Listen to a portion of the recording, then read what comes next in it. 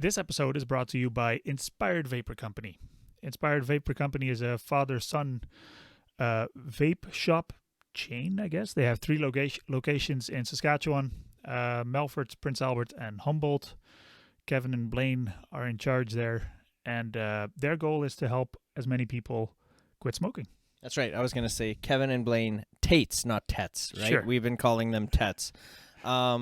So sorry about that, boys. But yeah, these guys are out there. They're out to try and help you quit smoking, right? Cigarettes are bad, you guys. Don't do it. Don't do it. It's bad.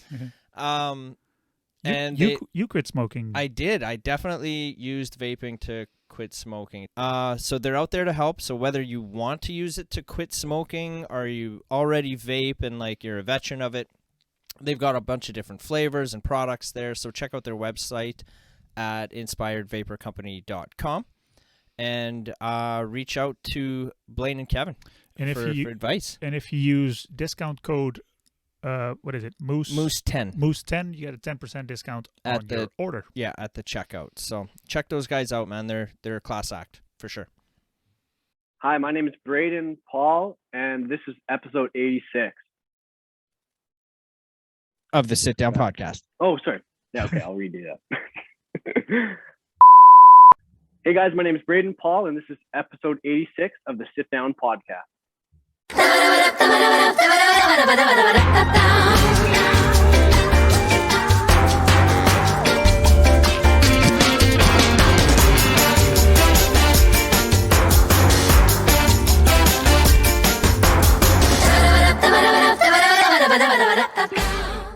Calling all Saskatchewan rockers. Do you have what it takes to become Saskatchewan's next band? Oh, best band. Then come show us what you've got. At the second Clash at the Cap. An unmissable battle royale between our province's finest independent artists. To apply, please submit a video consisting of 30 seconds to 1 minute telling us a little bit about yourself. 2 to 4 minutes performing solo of or with your band. Cell phone videos are welcome. Clearly visible and easy to hear, please. Like and share the Facebook page and tag 10 of your friends. And that's it. Send video links to clashathecap@gmail.com. Thousands of dollars worth of prizes to be had, and every band that applies will be entered into a draw to win $1,000 worth of film credit with Prehistoric Productions. Thanks for your submissions. Perfect. Right on, man. Awesome. So, welcome and thank you to the show, Brayden. How you doing? I'm doing great. Thank you guys so much for having me. Thank no you problem. To the show. Huh? Thank you to the show. Sorry. Yeah, thank you. Did I say thank you to the show or welcome to the show? Welcome and thank you to the show. Well, is that what I said? That's hilarious. Anyway, hi. Anyways, welcome. Right on. So, for those of you at home and watching, this is the first time that we actually get to meet Brayden. How we crossed paths is Brayden is a hairdresser in Saskatoon, Saskatchewan. Am I right? You are correct. Yes. Yeah. Right on. So you were a referral. A client of yours is family of mine and told me I should reach out to you. And I kind of did a deep dive of your stuff on Instagram there and saw your YouTube video. And then that's kind of how I was like, hey man, do you want to come hang out with us and see if there's anything we can do to help? So which barbershop do you work at? I work at Gearhead Barbershop and Personalities Hair Design. They're the same company, but just different names, I guess. Yeah. Okay. Interesting. How long have you been working there for? That shop specifically has been open for about 2 years, but I've been a barber for about 4. So yeah. Oh, nice. Yeah. So a barber particularly. So you're only doing like men's hair? You don't do men's hair. Yeah, just do men's hair. Because it's easy, right? It's just buzz cuts all around. Buzz cuts all around. Well, it's good. It's good time. Good chat. So right on. So I heard your voice through Instagram, and holy shit, man! How long have you been singing for? Man, I have been singing for quite some time. I started singing when I was 11, and my birthday's coming up here pretty quick. And yeah, it's been a long time. I'm classically trained, and then I went into more folk, and then went back to classical, and now I'm just doing my own thing. So yeah. Classical. classical music. Like- People like Josh Groban and, you know, Michael Bublé and all that kind of stuff. Oh, okay. Bublé. Like crooner stuff. Bublé. Yeah. Yeah. Cool. And then, okay, so I went on your website and I saw that you mentioned in your bio that you've done a lot of music already, Yes. Yeah. but then you only have one song on your site. Where's the Yes, rest? I only have one song that's released. I'm actually in the works right now to be releasing a new song here, hopefully by the end of October. So we're just going to do it single by single for the first little bit, and then maybe an EP in the future. So yeah, I've written a lot of songs since I was 11, but I just don't have them recorded or produced. So yeah. Oh yeah. Right. Are you going to release anything that you wrote when you were 11? Actually, yes, there'll be some new songs Really? coming out that I've kind of, you know, changed up and really made my own as, you know, as the artist that I am now. So yeah, it's gonna be awesome. I'm excited. Oh, that's cool. Yeah, definitely. So let me ask you then, are like the production side of putting the music together, are you doing everything yourself or are you working with other people? Yeah, I'm actually working with a couple other people that have been really helpful. You know, kind of like a mini label, as you could say it. And then having a producer actually out in Ontario there that's helping me out with the mixing and the production wise. So yeah. Very cool, man. It's okay if you want to drop names. We don't mind. Yeah, give some Drop shout outs names, if you want to. Yeah, I would like to shout out Ches Anthony and Brent Furva. So yeah, they're just two guys that have been really good friends of mine and just really helping me get to where I am now. So it'll be great to see where this journey takes me. It's gonna be awesome. Oh, no doubt. So Yeah. the video that's on YouTube it's only been out for a few months. Is that right? Yeah, Like 4 it months? hasn't been out too long. Yeah. Right. And did you record that video yourself or who helped you with the video? Actually, Brent helped me with that. Ches helped me with that video, and yeah, we got his video company to help me out with that. So yeah. Right on. So where did you guys film that? Like where? We Where's filmed the, that. like- Yeah. It's kind of everywhere actually. There's a few places in Saskatoon here, just down by the bridge, and then that train bridge. I'm not sure if you guys have been to it at all, but it seems like a big place for a lot of people to go for walks. And then actually here, where I recorded that song, I actually met him out in Laird, Saskatchewan. So about 45, 50 minutes away from where I live. So yeah, we did Very a couple images and takes out there. So it was a good time, good fun. That's exciting stuff to do that. Hey, you get kind of amped up, adrenaline. Yeah, for sure. Yeah. Definitely. Do you sing in the Especially when shop? you're do I sing in the shop at the barber shop? Yeah. Actually, we had a customer appreciation event that we did a little bit of music for that. Just thank you for all the customers that continued to support us, and kind of like a grand opening from when we opened about 2 years ago. So yeah, I have a couple times, but I do not sing all the time at the shop. No. You should brand yourself as the singing barber or something. I've gotten that quite a bit actually. That would be pretty. Yeah. That would be pretty funny actually. Just carry around a little ukulele or guitar. Have you, so how deep into the game are you? Like, I'm really curious I feel like there's got to be so much more than just a barber who sings. Like, I'm sure you're trying to like, are you reaching out to like Sask Music and like doing all that kind of stuff, trying to get out there, or like, what's the goal, you know? Man, that's a loaded question. I feel like my goal is, you know, just to kind of get my name out there more and more. But yes, I have been talking to a couple of people at Sask Music, and I'm trying to become a member there.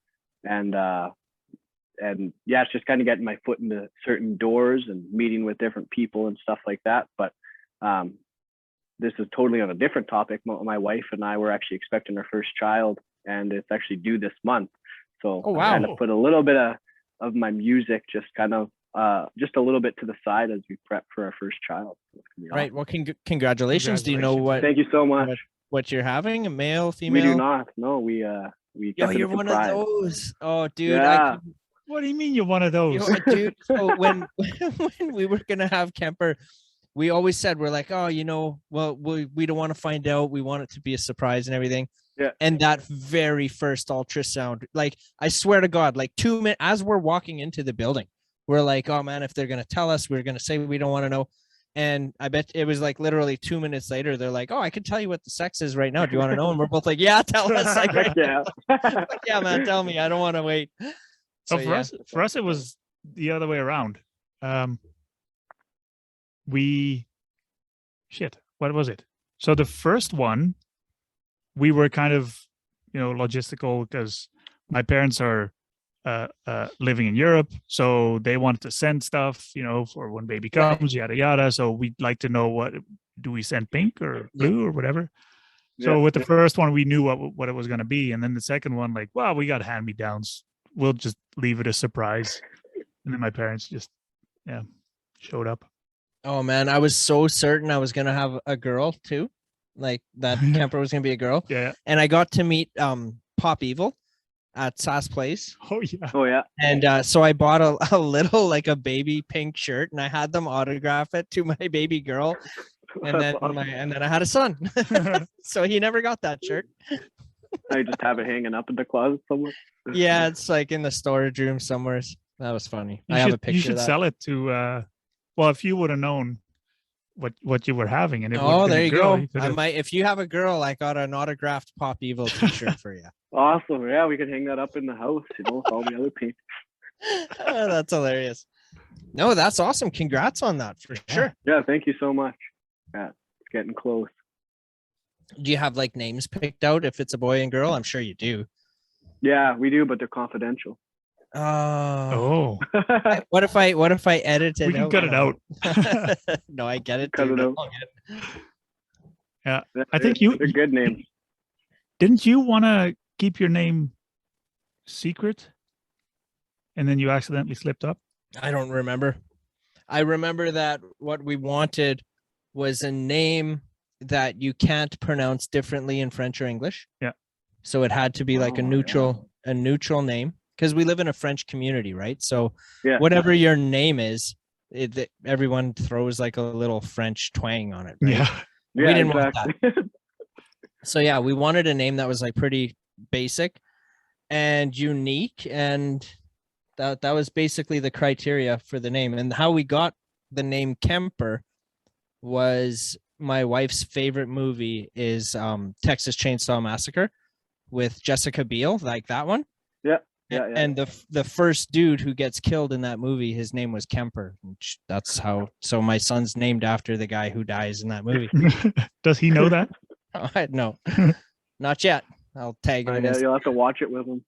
Yeah. This is how. Yeah, it'll be a while yet. He's only 6, so well, I got time. He'll watch Yeah. that movie and he's like, "Hey, that's my name." Yeah, for sure. Exactly. So that's how we got that one. Yeah, we have for both kids, the names are easy to pronounce in 3 languages. Right. In 3 languages. So English, Dutch, and French. English, Dutch. So how do you say Alexis in Dutch Alexis, and in English Alexis, and in French? Alexis. Yeah, I gotcha. Yeah, that was basically like our criteria there too. And It then had to be for the same. alien, it's English is alien, Dutch is alien, Yeah. and French is alien. Okay. See, and that's that French twang there in it, right? Yeah, Like, yeah. Can't it People just be add. alien? Yeah, alien. Yeah, But yeah, we I get we it. knew that was going to happen, so we're not whatever. Yeah, you were expecting it for Yeah. sure. So Mentally prepared yourself. is your wife French? Yeah, she is. Yeah. So do you have names picked out that have some French in them? Yeah. Are they going to be like Uh-huh. neutral and like just one way, or is there going to be that French twang in it? We have some that are neutral, and then like how the women they have a list of all the names that they like the most. So some of them are just neutral, and then I think a few of them have a bit of a French twang. But I'm not French, so I can't pronounce them. I'll just pronounce it the way that it's supposed to be said in English. Yeah, I gotcha. There you go. There you go. Yeah. Freaking rights. Yeah. Let us know when it happens. Yeah, for sure. The baby, I mean, when Send you a message on Instagram. Yeah. Yeah, for sure. Right on. on the way to the hospital, you know. Yeah. Keep us in the What's loop. happening? Like we're the Godfathers or something. Fuck. Want to know everything. Man, I want to be the godfather of music. Anyway. What? No, I want to bring it back to music here a little bit. So what instruments do you play? Like, yeah, I saw you play acoustic guitar for sure, right? Yeah, I play the guitar, the piano, the drums, and then I learned a little bit of the harmonica, and then obviously vocals are kind of my main. Your main forte thing. kind of So, thing. Yeah, vocals and piano actually were originally those. So yeah. Right on. And Are you from a musical family, or is this all because Yeah. of passion? Well, I grew up in a pretty big family, actually, a family of 8 kids, and most of us, we were, kind of forced to play and practice piano all the time. So, by the time you get to, grade 8 piano, you're like, I absolutely hate piano. This is not fun. So then I wanted to switch, and I started going to bang on the drums all the time because, that was my way to get my anger out of playing the piano all the time. So then I grew up playing the drums and singing at the same time while I sang and played the drums. And then I was like, hey, I want to learn how to play the guitar. So then I learned how to play the guitar before the summer so that I can impress all the girls at the summer camp that I went to. So that's kind of how, I kind of got the other instruments, but we started playing piano as young kids growing up. So yeah. Right. Did you find was there like an easier transition to the guitar from the piano? Like I heard my mom used to tell me that piano and the guitar were relatively similar. Now I don't know exactly what she meant by that. I'm thinking like maybe the notes or the notes on the page, maybe. I don't know. Yeah, different keys, on the piano. Obviously you can play, those certain like chords, I guess. If it's a chord on the piano, you can play the same chords on the guitar.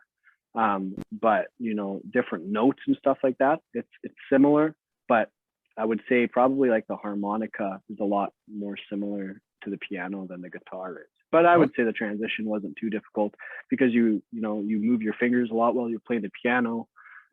Your fingers are kind of well versed and ready to play the guitar as you play the strings. So yeah. Right. So do you still play the piano today, or you kind of like only if I have to? I play the piano actually as much as I can, but unfortunately I don't own a piano at my house. So whenever I go back home or I go to someone's house that has a piano or a hotel or something like that, I'll play the piano a little bit. So, yeah. I have a stand-up piano that you can have. You just have to take it out of my basement. Yeah, you just gotta come. Sounds good. I'll come get you guys. We'll all right after the baby's born. We'll come do that. Yeah. That'll be the baby gift. Yeah. Yeah. Freaking rights. It's out of tune. A few strings are broken. It's not pretty. Oh, that's okay. So, but it's all yours if you want to haul it out. We can figure it out. It's not too hard. Yeah, we'll figure it out by paying somebody to get it out of here. Well, that's the reason why it's still here. It's because you don't want to pay somebody to get it out. Okay, so the previous owner of this house was a piano tuner and teacher, and he had four pianos in this house, including a baby grand.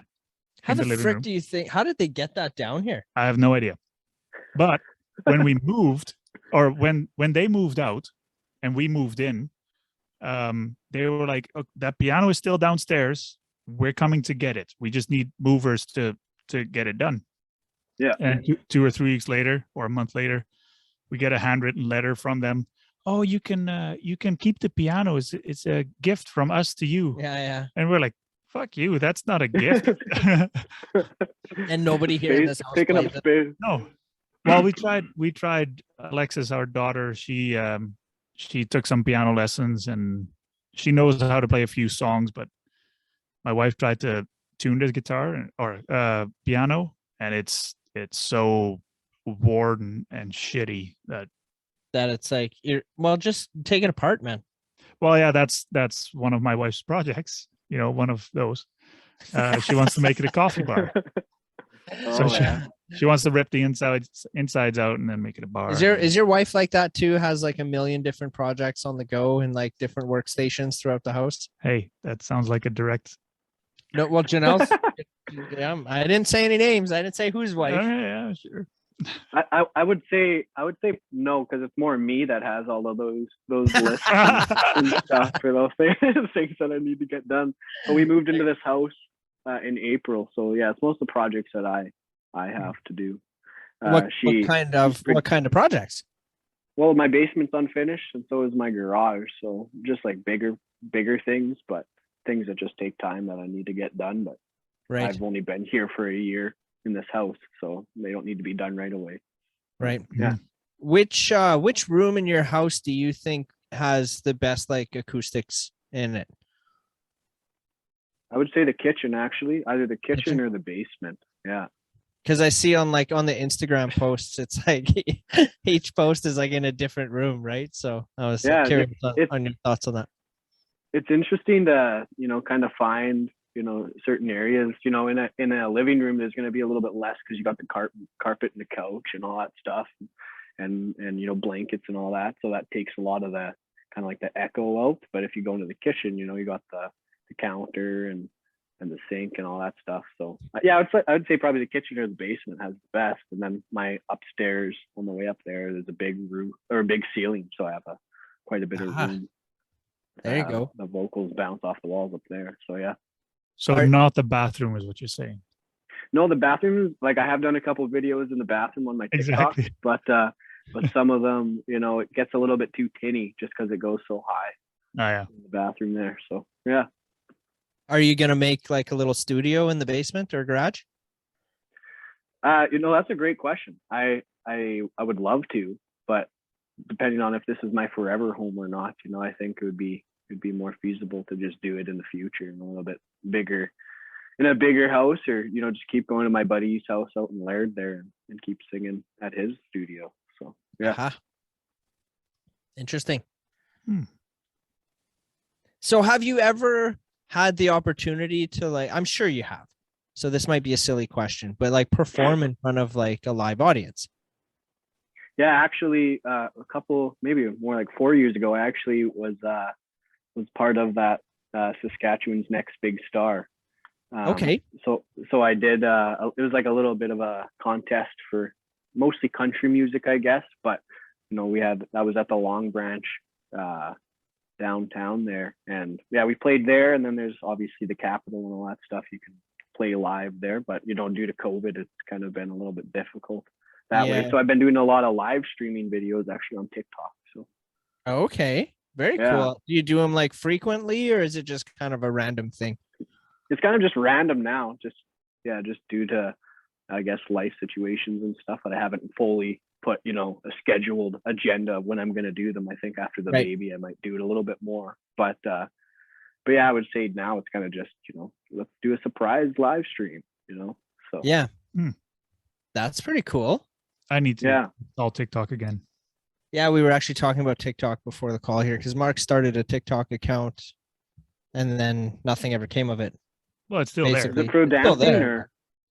Oh yeah, totally. TikTok dance, yeah. No, is that doing that? Yeah.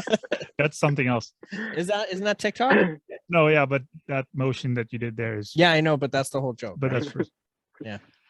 Anyway, but yeah, no, it's not for dance. Definitely not. That's awesome. Do you dance on TikTok? No, I do not. It's only singing. Right on. So how has that platform helped you promote pretty good, or I'd say it's I haven't posted a video in a couple weeks, but I'd say it's really helped gain an audience, so now they've come out with this new feature that you can post to your story, kind of like Instagram has. So it shows up as one of the first videos if people go to, the people that they're following on TikTok. It's there's your story, and it shows you that. But I would say, it's gained me quite a few of my Instagram followers up to the amount that I have now. And then also, definitely helped with, at least my first release getting as many streams that it has so far. So yeah. Cool, man. I'm scared to get TikTok. I really am. Why? I don't know, because I spend so much fucking time on Instagram enough, already. Yeah. I just don't know if I want another thing. And I'm not even doing anything that's really significant on Instagram anyway. So I'm just Well, that's for me the same. I have the Funky Moose account on Instagram, and I have my personal account, and it's like, what do I post?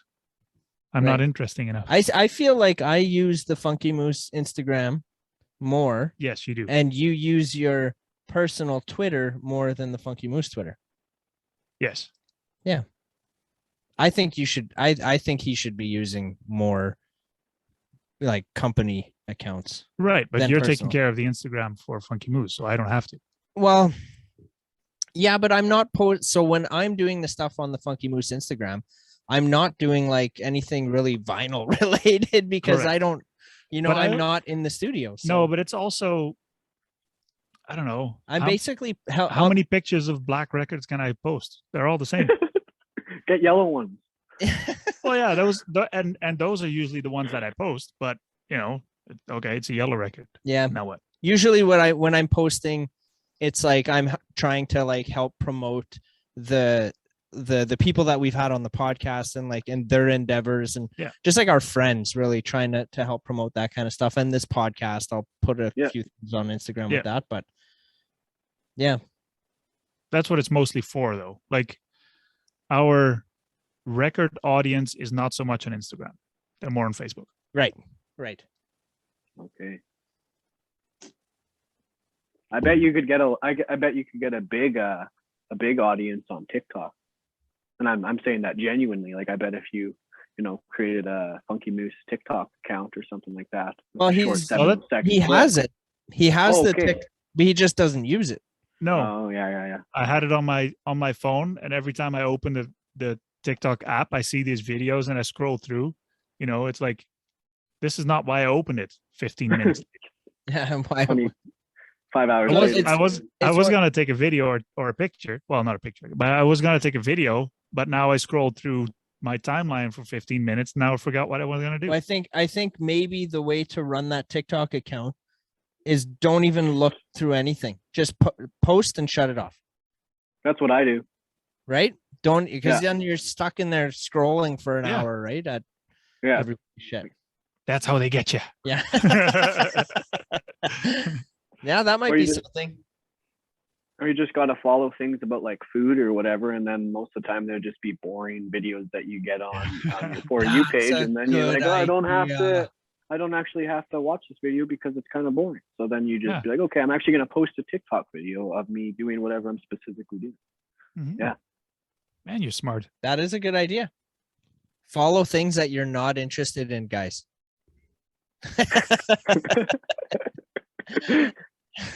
That's not a bad. There's some method to that madness. Did you see the whole thing about Facebook? The whistleblower of Facebook? No, but apparently there was like a thing on 60 Minutes, right? The other night. That's the one.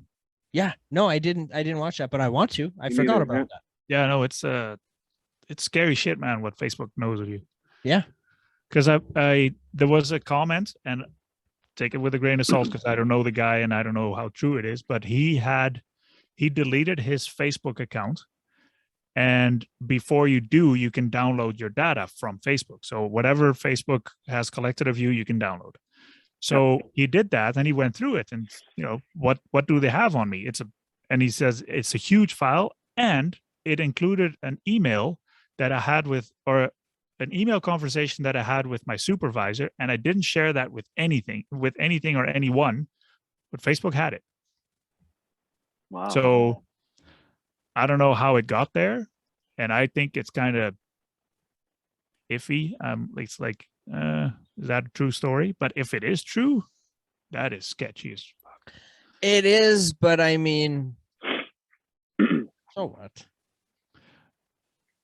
Yeah, you keep saying that until Facebook has a leak, and Joe Blow from around the corner thinks, hey, Joel Gaudet, let me steal his identity and drain his bank accounts and whatever. Yeah, but there's insurance for that kind of stuff. Well, first you have to prove that it happened. Well, yeah. How? Well, because if I'm in Bellevue, Saskatchewan, and all my money's being spent in like Florida or fucking Mexico, I'm clearly right here, right now. And that transaction happened 2 hours ago. Yeah. So how the frick? It's easier said than done. Well, apparently I'm not saying it will be easy. I'm just saying it's very doable. It's possible, yeah. But Do you Be want like, to go yeah, through clearly that? that's not me. You know, it's like a credit card. If Yeah. Have you watched that movie, Identity Thief, I think so, with Zach Galifianakis and Melissa McCarthy? or Jason Bateman, that one. Yeah. Yeah, that was funny. That's an awesome video. Yeah, I like Good that guy. Frickin' Anyway, I'm in the camp of fuck Facebook, but I can't really leave Facebook. And then there was like that. Was it yesterday? Facebook and Instagram were down for like the whole day, right? Yep. Yeah, I don't even know what time that happened, but Yeah, I was gonna ask you, like, did that affect you at all in any way? I think yesterday was Monday, so I had my chore list, that I was doing, so I kind of had that to distract me from, going on Instagram and stuff like that. I don't actually have Facebook myself, but I do have Instagram, which is connected to Facebook. So Right. I actually didn't really go on my social medias that much. It was a pretty nice day outside, so I just enjoyed my time, playing music and writing songs and all that stuff. So Freaking right. Yeah, I think social media is becoming more and more of a distraction rather than helpful. yeah. Yeah. It's different, for sure, different. But maybe I'm just old. Could be. I don't know. Yeah, think of the kids, man, because like they don't know anything different. Yeah. Well, it's the And same it with started- us. Like, we had video games growing up. The generation before us didn't. Yeah. Yeah. Atari. There's You ever always play something. Atari? How old are you, Brayden? I will be 25 on Sunday. Holy shit, you're one of those kids I'm talking about that doesn't know any different. No, I grew up in a big household, so we actually didn't have phones until we were 16, 18. So Oh wow. it didn't really affect us that much. Plus, I grew up in the country, so yeah, we enjoyed. I'm from Alberta originally, actually, so Okay. I went to the mountains instead of watched a movie or played video games or whatever. So yeah, I do know what those video games are. By the way, I do know what Atari is, but definitely didn't play it all the time. So Does do your other family members are they musically inclined as well? yeah, they all grew up. They all played the piano, but so there's 8 of us, and 4 of us are adopted, and the 4 of us that are adopted are a little bit more vocally inclined. So, Okay.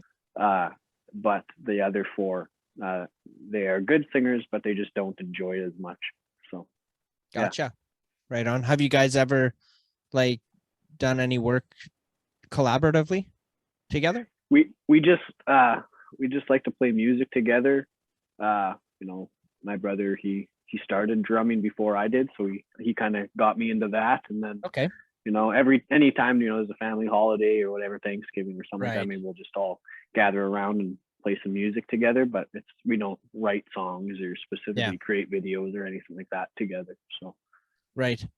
So what would you say is like the genre / style of like your brand of music for those of like that are listening or watching? That's a good question. I would say probably more indie, alternative pop kind of thing. Okay. So more indie pop, but yeah, I like country music, but I just, living in Saskatchewan here, there's a lot of country artists. So I kind of wanted to go a little bit of a different route and try and break through the ice as a pop artist. So yeah. Right. And how do you find like, and how is that battle for you as like, so we're not musicians at all. Right. Yeah. So, and I have a feeling like, obviously you're still like cutting hair and you're still got the 9 to 5 and working and trying to find that moment where like you can break out. Right. And I want to know, like, how is that process? How difficult is it? And like, what are some good pieces of advice maybe for people that are listening at home that you've maybe picked up on that they can grab from you? Do you know what I mean? Yeah. I think I'll start with the first part of that question. I think it's more, realizing, what you're doing this for, like when you're playing music or when you're playing, or singing in your bathroom or downstairs in the basement, in the kitchen or wherever, or in your car, what are you actually doing this for? You're doing it because you like it, or it's something that you think you're kind of good at, or if you're doing it for yourself at the very beginning, that's awesome. That's kind of what I've learned is, it doesn't necessarily matter what genre is surrounded by you. It's more that, there's going to be someone out there that's maybe they're part of that genre, and they're going to take notice, and they're going to start being like, hey, you actually are pretty good, or hey, your vocal ability, or your music is something that, maybe this specific area really needs to hear. So, no matter what the genre really is, and especially right now these days with music, a lot of artists are kind of like genre-less, like they started out in a genre. You look at Nelly, right? He just released a country album, right? And he was an R&B for a long time, and his country album is, in my opinion, I love it, and I want to say almost better than his old music, but his old music is what got him famous. So, Darius kind of, Rucker, Darius exactly. Rucker is one of those two. Yeah. So, yeah, I would say, remember who you're doing it for and why you're doing it, and then most of the time, especially these days, people aren't really confined to a genre anymore. So, but yes, there is, specifically in Saskatchewan and maybe more in Canada, I guess, country is a really big style of music. So I would say, there's still that little bit of difference right now, but even there's artists that I know that are kind of, leaning more to the country pop, or, that country trap or whatever. So, yeah. That's a good answer for sure. Yeah. Do you find it hard? Did you find it difficult to try and break away from like that country, like being in Saskatchewan? And I know that yes, country music's like a big thing here. Was it difficult to like steer away from that and kind of do what you wanted to do? Or like, did you feel like, what's the word? Like pigeonholed or whatever into it? Is that what that you just got placed in? It's hard to get out. Yeah. I think as a songwriter, that's the hardest thing, it's because like you live, you don't necessarily live that party life in Saskatchewan that they have in LA, or California and stuff. So it's kind of writing about things that, maybe you have ideas for, or, wish that you could do, or in a third person event kind of thing. I would say that's probably more hard, is trying to figure out lyrics to make it so it's doesn't sound too country. But that's where the imagination comes in. So I would say, yeah, definitely sometimes it's hard to write songs that are not necessarily country lyrics in a way. But I would say, if you get a good producer or someone that can help you with ideas in the production area, you can kind of make any song into a pop or indie pop song, right, or whatever.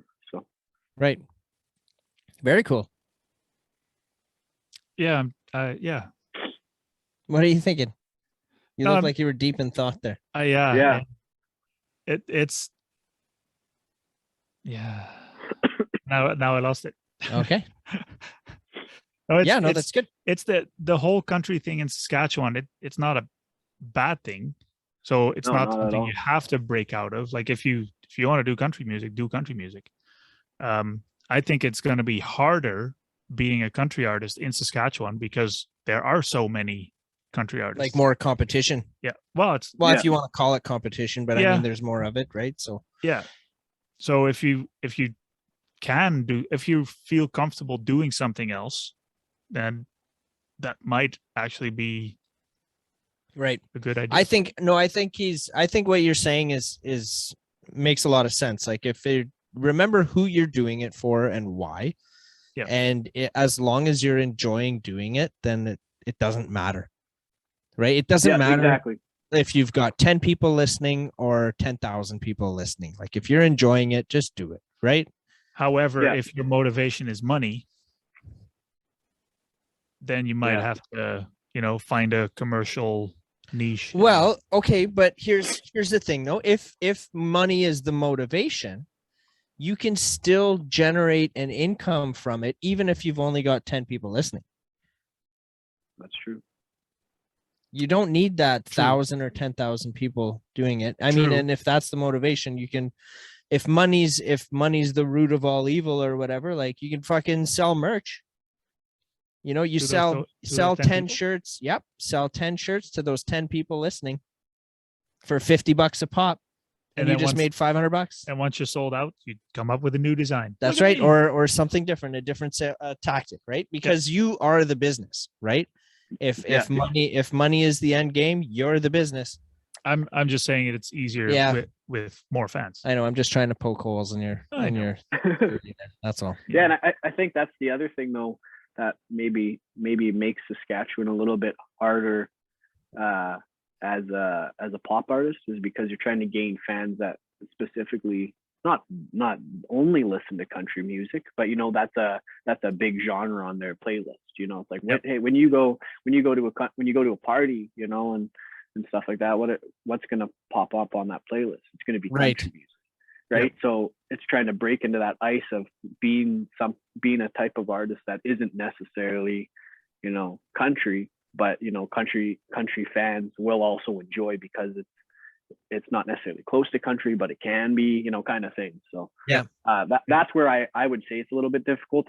I would say though, as I know a couple of people that are country artists here, and you know, that's the big thing is breaking through the ice of you know, other country artists. And it's not that it's competition, it's you know, it's watching other people and watching, you know, their friends and people around them succeed. So and sticking to be positive about that. So I find positiveness is definitely, like, even when shit hits the fan, to try and keep that positive attitude. Yeah, that's for sure. Sorry, I cut you off. Yeah. Again. Radio, like getting, I don't know how it is in I'm not really a pop music radio listener per se, but the pop music radio stations that I hear around the province, do they even play local artists? I think to answer that question, that's a big whole I guess political conversation in a way, but I think it that's the other thing. If you're a country artist, you know, if you want to get on the country radio, you know, that's going to be a little bit easier because like, oh, this is a local country artist, we're going to play them, you know. But that's if your song gets a little bit bigger or you pay enough money or whatever, blah blah blah. But in the pop industry, specifically with those people that are, you know, really big, you know, like Justin Bieber, Lissy Cara, and all that stuff, and all those bigger artists, you know, their label is, I guess, in a way, technically almost not necessarily paying the radio. Maybe they are, maybe they aren't, but you know, really pushing to get those songs. And lots of times there's, you know, certain secrets that radio stations don't necessarily tell you about, that they can only play a certain number of Canadian artists on Canadian radio or whatever. So getting your song on local radio is almost harder than getting on to a radio in the States or something like that. Well, I think Lou was talking about, we had a radio host on one of the previous episodes, and that's essentially exactly what he said. He said that every Canadian radio station, I might misquote this, but every Canadian radio station on FM needs to play a minimum of 33% Canadian content. Yeah, it was something like, that's right. It was something like that, right? Yeah. And then the station he works for, they do 36 because that's their magic number, I guess. Yeah. Okay. But and I guess they're pretty strict on that number. Right. And it's even not even the radio host doesn't even really have a say of what's being played. No, it's a program director. No, it's the director. Yeah. So like they get a lot of flack for that shit, and it's like it's completely out of his control.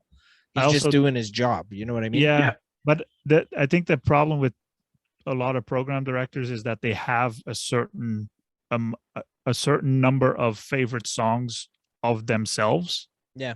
So that shit keeps being played over and over. And if there's a new song that they don't like, then it doesn't get played. Has this ever happened to you where like you have it on a radio station and some song comes on that you don't like, so you flick to like maybe your next favorite station or whatever, and that same fucking song is playing on the next radio station? I actually had it a couple of weeks ago. I was on my way back from PA, and station a station from PA was playing Neil Young. I was like, fuck this, I don't want Neil Young. Yeah. So I switched it to the Saskatoon radio station because I was just in range of the Saskatoon. And then the next song after whatever was playing was Neil Young. Was it the same Neil Young song? Yeah. It was? Yeah, it Isn't was. that crazy? So automated. Yeah. So annoying. I think the other thing is with songs on the radios, it's what song or what music is going to generate the most income for that radio station. You know, who's going to get the most viewers or listeners at certain times of the day, right? And with Saskatchewan only having or Saskatoon only having a few radio stations, you know, it's a little bit difficult that way. So, but yeah, that's my goal, is to get my music on our local radio. So yeah, definitely. We've been trying to get I don't know if you know this, we've been trying to get like a little radio show thing going too. We've got one episode on the website. It's, what did we call it? Sit the funk down, right? Yeah, that's what it was called. Sit the funk down radio. So essentially what happened was some friends that we've made through the podcast have submitted songs to us. And there was like a little write-up of it. So it's just basically Mark and I giving the description of the song, and then we dive into the song or whatever. And we're still working on the second episode to that. Slowly, but it is coming out, just for those of you listening. I know I've talked about it a couple times there. It's coming. I'm telling you, it's coming. But dude, if you wanted to submit a song to that too, we can make sure that it can see the light of day out there for sure. Yeah. Would it be a song you want released already or unreleased or what? It's whatever you want. Whatever you want. It could be one, it could be all of them. It doesn't matter. We have a couple musicians out there that submitted like a pretty big arsenal of songs. Yeah, that was but then so that's kind of what the holdup is in the release. Like, we've got a lot of songs, but a lot of the songs are from the same artist, so we don't want the whole episode being featured by one artist, right? So we need to break it up a little bit. So we're still working on it. It's relatively new in the developing stages, but there's only one episode out right now, but we want more. So speaking of your song, well, we weren't speaking of your song, but we're speaking of your song now. That one song that you have on your website, is that a COVID song? Is that a COVID song? You know, I think a lot of people take it as that. I think the cool thing is it can be both. You know, it can be kind of the general life and then also COVID. You know, so I want to say half yes, half no. Oh no, you can't do that. One of us has to be right. No. One of us is saying it's a COVID song. The other one is saying it isn't.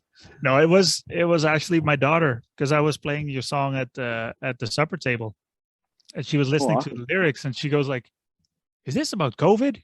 I'm like, maybe. I don't know. It could, because there's a lyric in there, where you. I'm misquoting this again, but you're missing the smile of people because you can't see them, something like that. Yeah. And she's like, "Oh, that must be because of the mask." Like, all right, yeah, you can. Sure. Would you say that COVID, the pandemic, was maybe an inspiration for that song, or was it? Definitely. Okay. Yeah, definitely. I would say that the song technically could be a COVID song, but I don't really like that term. But at the same time, the very first verse, you know, in the second line is, "I'm getting kind of tired of lockdown." Yes. You know, so, you know, it could be taken that way, or it could be, you know, depending on how deep you go into the song for your own personal thought, you know, it could be kind of anything really. So that's kind of why I wrote the song, is that I knew that it would be taken as a COVID song, but I also wanted it to be, you know, something that people can listen to if they decide to, you know, hopefully when COVID's done. So yeah, for sure. So my daughter thinks it's a COVID song. Yeah, and she likes it. Yeah, that's fine. That's good. It's a good song for sure, man. And I'm telling you, your voice is, it's impeccable. It's very good. Very good. Impeccable. Man, you come up with words every time. You surprise me every episode with something new. You go to the dictionary right before you. Yeah, exactly. You got the I in there. I have the thesaurus. The thesaurus is open right there. You had mentioned the Capitol earlier. Have you performed at the Capitol before? I actually have not, but it's something that I would love to do.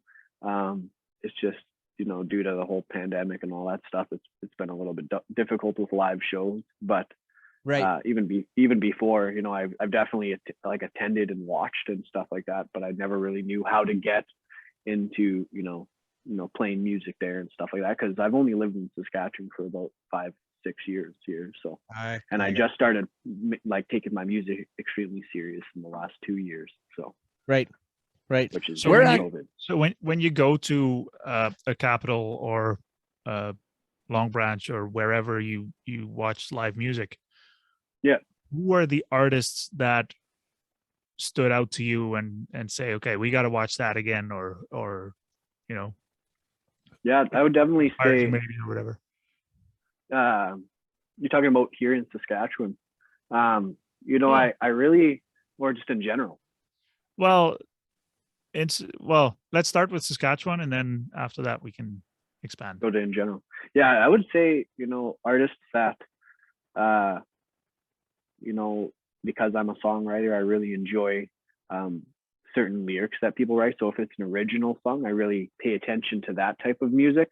I do like covers because it's interesting to see, other people's, takes and things that they can do with covers and stuff. But I really enjoy, original music, and really, maybe going up to them after the show or whatever, or, the set, and say, hey, why did you write the song? What did it mean to you at the moment when you wrote it and when you finished it? Because at the very beginning when they write the song, most of the time, like, oh damn, I hate this song. I've been working on the song for like 3 weeks, and then by the time the song's finally finished, either they love it or they've listened to it 1,000 times and like, this is the worst song I've listened to in my life. Right.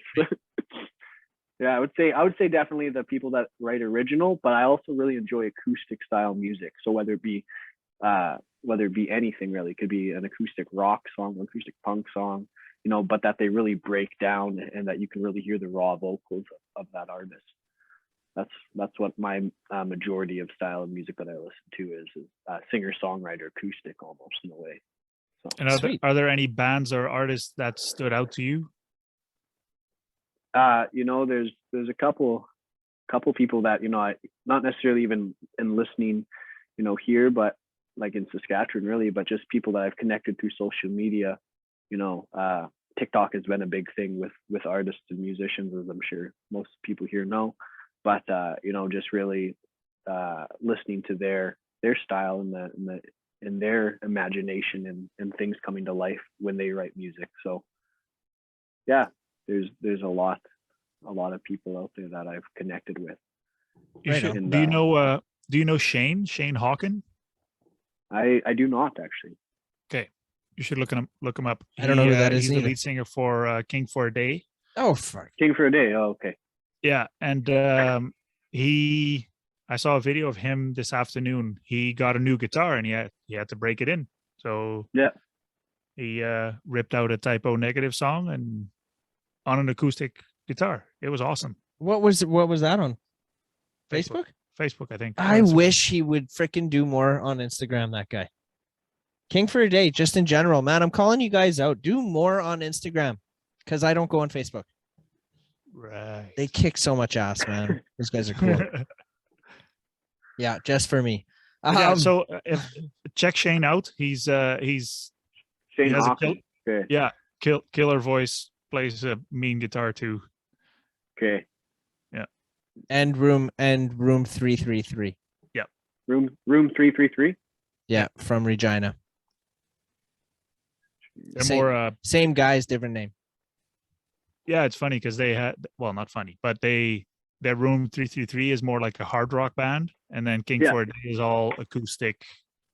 Well, okay, mostly covers, I think, right?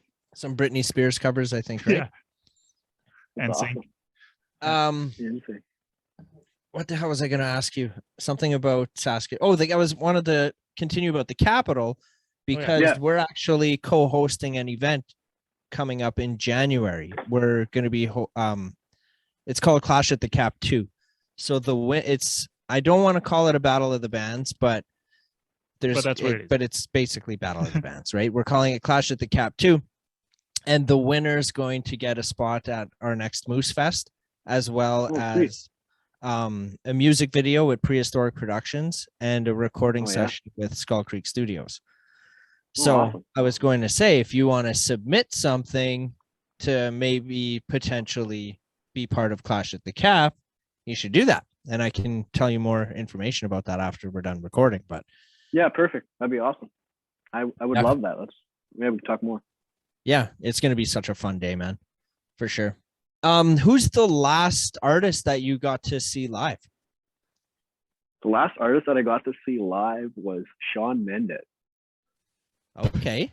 Okay. That Uh, was not Is what it- I was expecting.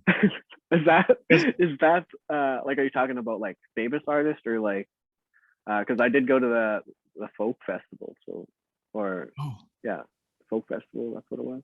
And the reason I'm laughing is because Joel and I have been into indie music so much that I was expecting an artist or you to mention an artist that I have never heard of, and then you say Shawn Mendes. I was like, okay, who doesn't know Shawn Mendes? Yeah. Well, what Do you know Shawn? I'm trying to think. What does he sing?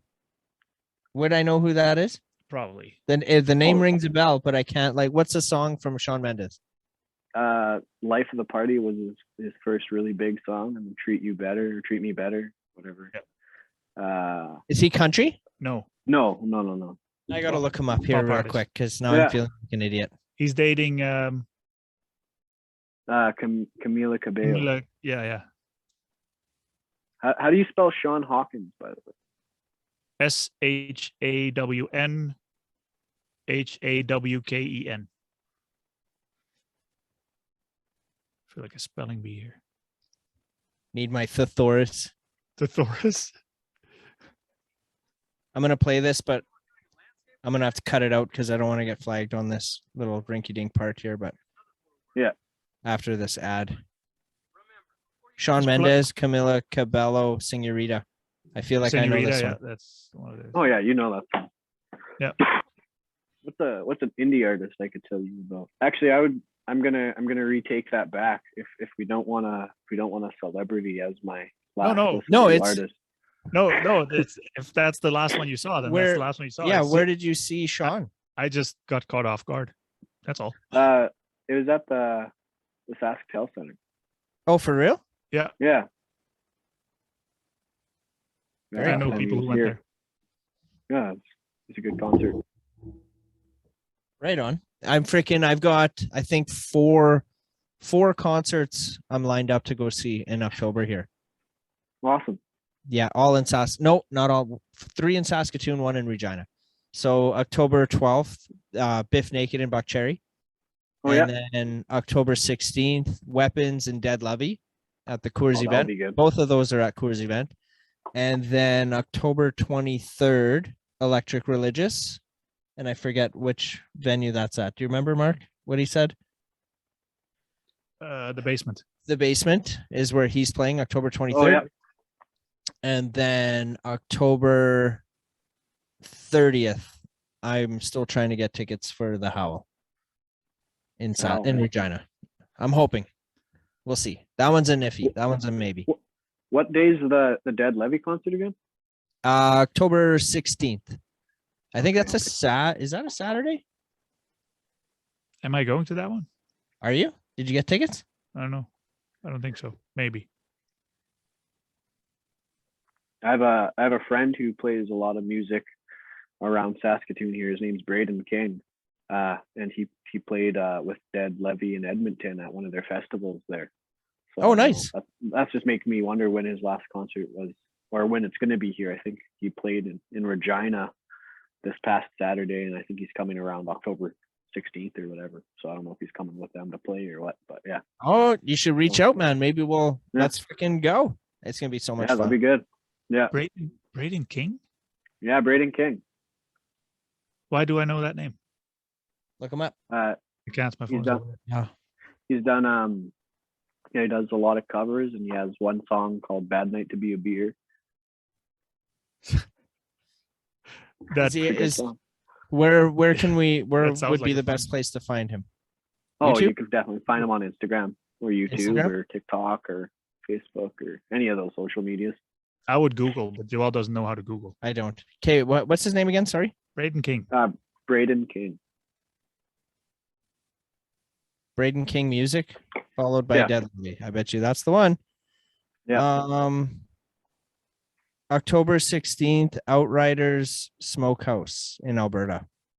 Okay. But October 13th, what? I can't even read. The Velvet Olive? Velvet Olive? I don't know what that is. The Velvet Olive. Olive, Jesus, I can't read.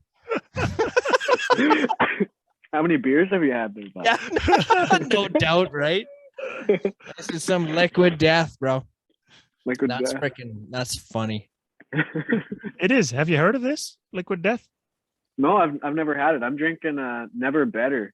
It's by Coronado Dippa. Yeah. Is it never better? It's pretty good actually. It's a double IPA, so it's a little strong, but still good. Well, we're drinking water. Yeah, liquid You're death, drinking it's water. It's water. Okay. Yep. Yeah, you betcha. Okay, I'm sorry guys, I'm still on Brayden King here. I just want to find something really quick here. And this is a buddy of yours? Yeah. I don't know. Maybe I'm following him on Instagram or something. I don't know. Oh, maybe you saw him at a show or something, or Could a be. festival or whatever. Yeah. Who knows? Boom. Bong. Yeah, we got to figure something out with that. Yeah, you gotta stop putting your phone on the. Yeah. Anyway, Sorry. Not so good. So yeah. so what's next? What are your plans? He's having a baby here. Well, yeah. Yeah. So baby's number one, and then I actually hope to, as I said, I hope to be releasing a song here really soon. I'm just working on the artwork here pretty soon, or just finishing up the artwork, and then we'll put her on all of on the DSP release. So we'll release it on all the platforms, hopefully by the end of the month here. So are you doing the artwork yourself? I actually did do it myself, and then I wanted to see what one of my buddies who used to be a graphic designer could do for it. So he's doing a little bit of work for me right now on it. So yeah, very cool. I want to ask, when you go to, here's a good question. I think when you go to release that song, what's the process there? What do you have to do to get your song once it's all, recorded out there? Sorry, I don't know what happened to my video. Somebody's phoning you? Or no, I just got a phone call. Yeah, someone did call me though. Sorry about that. That's okay. Your face just lit up though. Yeah. Really do you want to re-ask that question? Sorry. Yes, I do, because I burped in the middle of it. When you go to release a song like that, or just in general, how do you go about doing that? Like, what's the process? Once you got it all recorded, it's all done, ready to release. What's the next step from that? Yeah, the next step to, after you have your song all prepped and ready, it's kind of, deciding between, the distributors of which company you kind of want to go with. And there's all, different costs and all that stuff of certain like companies have different, percentages that they take and whatever, maybe pay for one song or something like that, or pay for, a year. So you got to put it on there, and then, you got to wait. If it's your first song, you got to wait a little bit until they get you your barcode and everything like that, so that you can sell it on like Amazon Music or Apple Music and all those places that you can sell it on, so that it comes with a UPC code, which means that, that UPC code is specific to your song. So if you were to create a digital album or something like that, people, technically could scan it or something. So then you gotta, depending on how long it takes, but then, that distributor sends it to all of the, the music streaming platforms. So like Spotify, Tidal, Deezer, Google Play, all that stuff. They send it to them.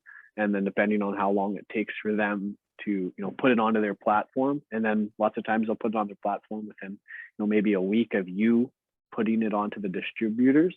Lots of times there'll be Apple Music or Spotify that takes a little bit longer. And then lots of times they'll just be waiting there until the release day. So in the release day, most of the time, depending on where you are in Canada or in the States or wherever, lots of times they'll be released at like 11 p.m. on the Thursday night. Oh, interesting. Yeah, 11 or 10 p.m. depending on where you are. So when you're submitting those to like, or I guess when the distributor is submitting that to like all those platforms, do they tell them when the release day is so that it can all be synced accordingly, right? Yeah. They probably have a whole big system on, the computer, whatever, how that would work to have your song released. But you just have to, set it up onto the distributor, and then they do everything else for you, which is why there's a fee and they take a bit of your money sometimes. So if somebody, have you ever looked in, I'm sure you have looked into like you distributing it there yourself? Like, why do you need somebody to do that for you? Like, can't you just submit it to Spotify yourself or to Apple or to Tidal? Do you know what I mean? Yeah. I think, first of all, that would just take a long time. There are a lot of services out there. Yeah, there's a lot of services. So if you want to be able to, engage to a bunch of different audiences and different people that use certain things like YouTube Music and all that stuff, YouTube Music, you can put your own videos on. But if you're wanting it to be a specific, like if someone has a subscription to YouTube Music, then, and get stream income from that, so then that's where you would, kind of want someone else to do it for you. But I don't actually know if there's a way that you can do it yourself. Maybe like if you're with a label or something like that, they have all connections with, with certain, streaming companies and stuff like that. So, sometimes artists will only specifically put their music on Amazon Music because they don't want it to be on Spotify, because Spotify, it's, if you have the premium or whatever, then maybe they don't get a certain amount of money or something, right? Which is why people like Garth Brooks, right? I don't think he hasn't, or I think he only has one album on Spotify or Apple Music, because he still wants people to be able to buy the physical copy. So, that's a big thing. Yeah, go ahead. No, this is all I'm going to say about Garth Brooks is that, like, I like he's when I do. Serial killer. He's a serial killer. Where are the bodies, Garth? On Instagram stories, I like putting like songs on my pictures on stories. Yeah. And I noticed like Garth Brooks, you can't do that. It's all like the karaoke versions of his songs on there for whatever reason. That bugs me. He wants you to go to Walmart or London Drugs to buy his CDs. Right. So he might have one album on there now, actually, if I'm correct. But on Instagram? No, on Apple Music. Oh, so okay. Apple Music and Spotify and stuff like that. But then there's also the connection to Instagram and TikTok and Facebook and all that stuff that you also have to connect your music to. But those are all, that's like radio websites and stuff. So. Right. Your single that's out right now, is that on Instagram or no? That's a good question. I think it is. Yes, I actually haven't looked.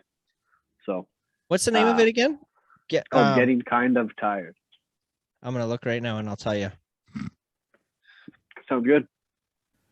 Muse Canada is an organization that connects the dots between creators, artists, and other people in the industry. So if you are a musician and you want to make a score for a movie, for example, Muse can help you connect, musicians with movie directors. Or if you're a visual artist and want your stuff in a music video, Muse can help you put people together. Right. Think of it as like a networking thing for people across Canada in the arts. Yeah. If you're in that industry and you're looking for anything, chances are you're going to be able to find it there. So I'm going to have the information for Muse Canada in the description and below right here. Yep. So go in the description of this video, click on that link, and just go see what we're talking about. If you're a musician or an artist or a videographer, any of that kind of stuff, check it out. Just check out this link. So no, that's cool about the distributing I'm putting my slippers on. The distributing the songs there, doing that yourself. I wonder. Joel is so comfortable here. He has his own slippers here. That if there's a fee, like if I'm going to upload to Spotify, do I have to pay a specific fee for that? And then an additional fee for like YouTube Music or? Well, it's probably a package, right? Are you talking about like using the distributor or using it as like trying to do it yourself? Because trying to do it yourself. I I don't know if you can, like, you might have to have a specific label under your name, that that you can get them to upload it for you or something like that. But I don't know if you can. Most of the time, you'll just use, like, that's what those specific distributors are used for, is independent artists that aren't signed to labels. Why stuff don't like that. we do something like that? We were just talking about how much work it is. Yeah. I just don't think it would be. I don't see how it would be that difficult. You just have to get the contacts. Right. Once you get the connection or whatever, it wouldn't be too difficult. But you could technically be your own distributor, and then you could look at other companies and how they charge per fee and all that stuff. And if you could give them a bit more of incentive to want to go through you guys instead of someone like DistroKid or CD Baby or something like that, it's definitely up to you. But see how he's shaking his head no, and I'm just like, this is a great idea. I'll have a look into it, but and then we can do it for half or a third of the cost that all these other guys are charging. And why do you think those people are charging that price? Because they're crooks. Okay. Think of those guys. Think of the guys that didn't have our friends back when shit hit the fan. True. Well, we'll have their back. Okay. But it's not like we can just change however the system works. Why not? There's companies that have. Yeah, why can't we, Mark? Because don't be stingy. Because I believe that companies like DistroKid and CD Baby do have the artists' best interests at heart. Yeah. It's just that when you deal with giants like Spotify, like Tidal, like Apple, actually, I'm into something myself in the record business right now, where you might have to cut this out, but is a pain in the ass to deal with because they just don't give you answers. Yeah, which is why people, decide not to use things like that, like Spotify or whatever. I know that like sometimes in certain songs or music, maybe there's a certain key, or someone stole lyrics from somebody, or a certain key of the style of music and stuff. Mm-hmm.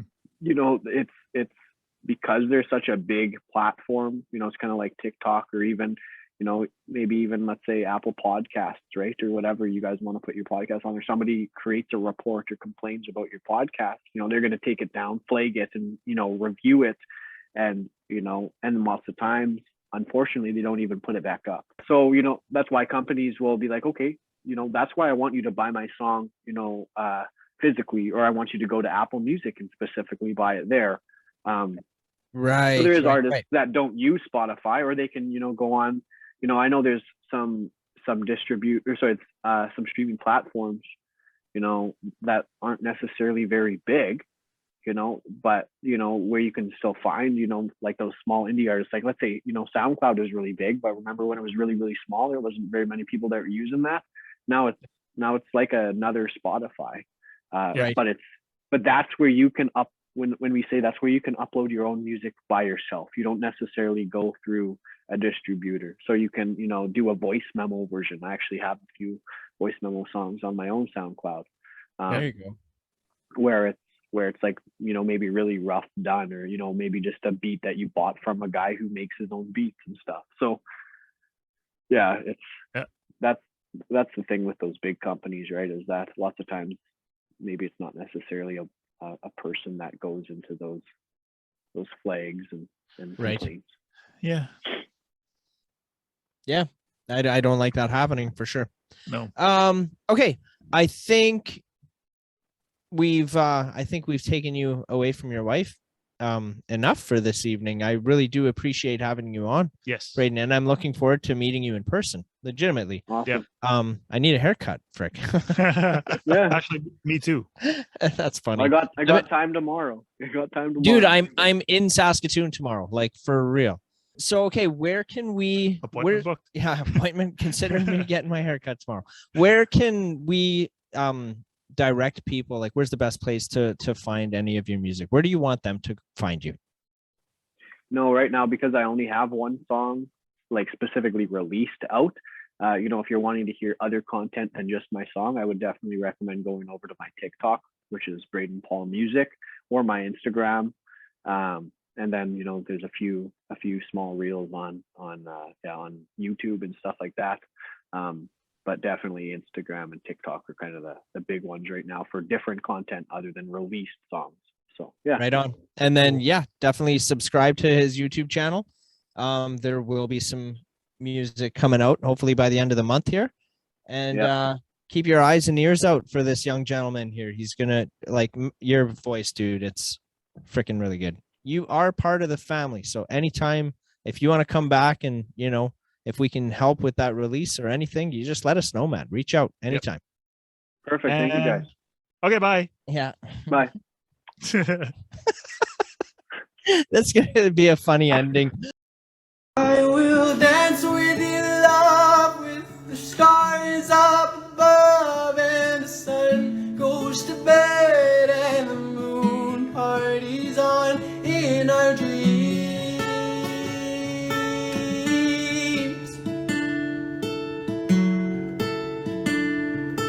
Everyone will ask what we did when we left, but we'll leave all the words to the wind and a kiss and the sun.